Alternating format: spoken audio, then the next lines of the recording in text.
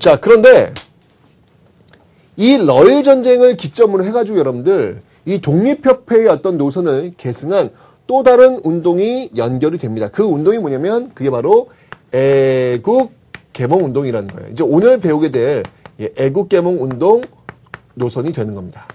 자, 이게 이제 이렇게 또 흐름이 또 이제 연결이 되는 거죠. 예, 흐름이 이렇게 연결되는 거죠. 보세요, 여러분들. 이 개화파의 어떤 그 흐름들, 개화파 지식인들의 어떤 그 노선은요, 이런 식으로 갑신정변, 갑오을미개혁, 독립협회, 애국개몽운동으로 쭉 연결되고 있는 거예요. 개화파의 어떤 노선들은요. 이 애국개몽운동은 어디에 영향을 받았느냐? 당시 유행하고 있었던 예, 바로 사회 진화론의 영향을 많이 받습니다.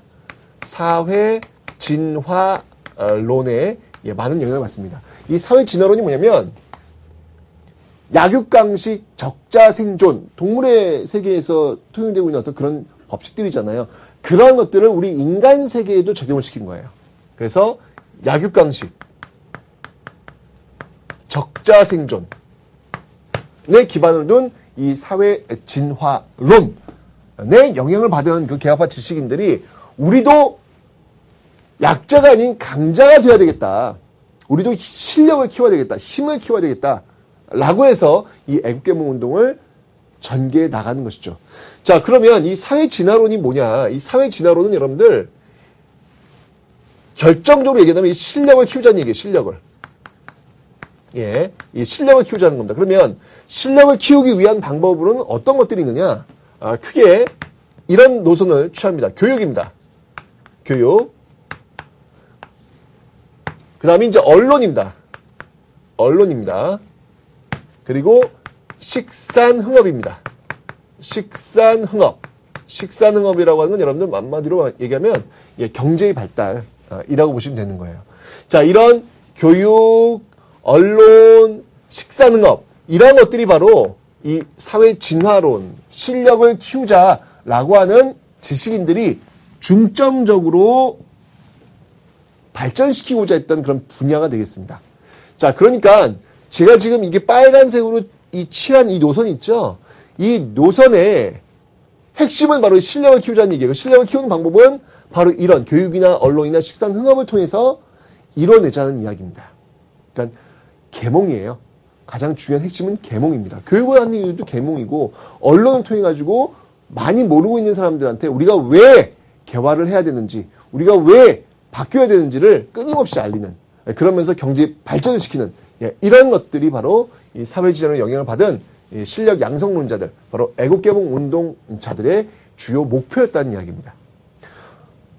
물론 이 애국개몽 운동의 뒤를 이어서 이제 일제강점기로 가면 이제 실력 양성 운동으로 또 이어지게 될 겁니다. 제가 설명드릴 텐데, 어쨌건 간에 중요한 건 뭐냐면 실력 양성 운동이건 애국개몽 운동이건 그거는 뭐 그렇게 큰 차이는 없어요. 같은 거라고 보시면 됩니다. 근데 구한말에는 그런 것들을 애국개몽 운동이라는 표현으로 주로 썼다는 이야기예요. 아시죠? 자, 그럼 이 애국개몽 운동에서 실력을 키우자 해서 교육, 언론, 식산흥업이 있는데 대표적인 것들이 이제 뭐가 있을지 한번 보자는 얘기죠. 교육. 그래서 애국개몽 운동가들이 세운 학교들이 있어요. 그 학교들이 뭐가 있냐면 대표적인 학교가 바로 오산학교라든지 또는 대성학교.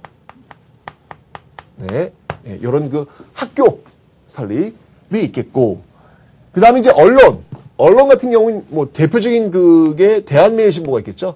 대한매일신보가 또 대표적인 애국개몽 운동가들이 주도했던 그런 언론이 되겠습니다. 뭐, 다른 신문들도 다 마찬가지예요. 신문과 관련된 거는, 언론과 관련된 건 다 이게 애국개몽 운동과 연결될 수 있다는 거 꼭 기억을 해 놓으시고요. 그 다음에 식산흥업, 뭐가 있냐면, 뭐, 자기회사라든지 또는 태극서관이라든지.